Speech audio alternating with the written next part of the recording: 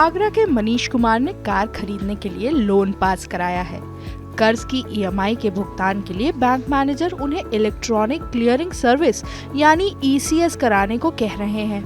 मनीष समझ नहीं पा रहे हैं कि ईसीएस आखिर क्या है, उन्हें ये विकल्प चुनना चाहिए या नहीं।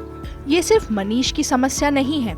मनीष जैसे बड़ी संख्या में लोग ईसीएस को लेकर उलझन में रहते हैं, लेकिन ये हकीकत है कि भुगतान के लिए ईसीएस का विकल्प बैंक और ग्राहक यानी दोनों के लिए ही फायदे का सौदा है। सरकारी आंकड़ों के अनुसार डिजिटल लेन देन तेजी से बढ़ रहा है।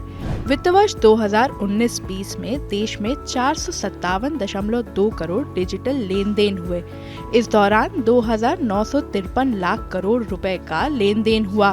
वर्ष 2021-22 में ये डिजिटल ट्रांजैक्शन की संख्या करीब 2 गुना बढ़कर 884 करोड़ पर पहुंच गई। इस दौरान 3,021 लाख करोड़ रुपए के लेन देन हुए। इस लेन देन में ईसीएस का प्रमुख योगदान रहा। अगर देश में डिजिटल लेन देन बढ़ता है तो ईसीएस का दायरा भी बढ़ना तय है।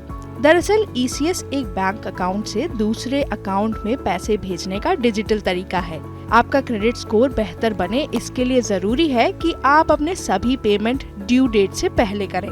अगर आप चाहें तो अपने बैंक अकाउंट से ईसीएस के जरिए तमाम तरह से पेमेंट कर सकते हैं। अगर आपको होम लोन, पर्सनल लोन या ऑटो लोन का भुगतान करना है, हर सिप के जरिए म्यूचुअल फंड में निवेश करना है, या आप हर महीने एक निश्चित तारीख को बिजली, पानी, टेलीफोन आदि का बिल भरते हैं, तो आप इसके लिए बैंक को ईसीएस मैंडेट दे सकते हैं। किसी लोन या क्रेडिट कार्ड का पेमेंट भी ईसीएस के जरिए किया जा सकता है। ईसीएस 2 तरह की होती है, ईसीएस क्रेडिट और ईसीएस डेबिट। ईसीएस क्रेडिट किसी संस्थान के जरिए आपके बैंक अकाउंट में इलेक्ट्रॉनिक तरीके से रकम जमा करने का आसान तरीका है। उदाहरण के लिए, जब आपके खाते में वेतन, पेंशन और निवेश से रिटर्न या लाभांश के जरिए नियमित अंतराल पर पैसा आता है तो इसे क्रेडिट ईसीएस कहा जाता है।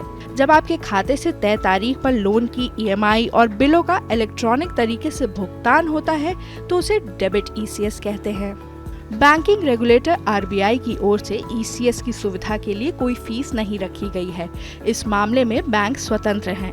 अगर वो चाहें तो इस सुविधा के लिए ग्राहक से फीस वसूल सकते हैं। कई बार क्लियरिंग हाउस के हिसाब से बैंक प्रति ट्रांजैक्शन फीस वसूलते हैं, लेकिन ज्यादातर मामलों में बैंक ईसीएस की सुविधा का कोई शुल्क नहीं लेते हैं। जब आप ऑटो या होम लोन लेते हैं तो ये 3 से 25 साल तक की लंबी अवधि के होते हैं। अगर 20 साल का होम लोन है तो 240 ईएमआई का अगर हम कैश में भुगतान करते हैं तो हर महीने बैंक में जाकर भुगतान करना होगा।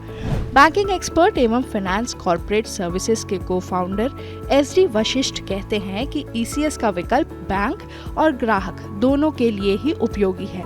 बैंक अगर एक बार मैंडेट कराकर आरबीआई से अप्रूवल ले लेता है तो बार बार कागजी कार्रवाई नहीं करनी होती। इससे बैंक की लागत घटती है। वशिष्ठ कहते हैं कि अगर ग्राहक समय पर ईएमआई के भुगतान से चूक जाता है तो उसे अतिरिक्त ब्याज और पेनाल्टी चुकानी होती है। इस तरह हर महीने भुगतान में चूक की आशंका बनी रहती है। साथ ही इसका क्रेडिट स्कोर पर भी नकारात्मक असर पड़ता है। इस तरह के जोखिम से बचने के लिए ईसीएस के जरिए भुगतान अच्छा विकल्प है।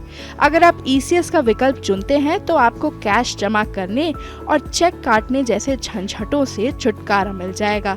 इस तरह लोन व बिलों के भुगतान के लिए ईसीएस अच्छा जरिया है।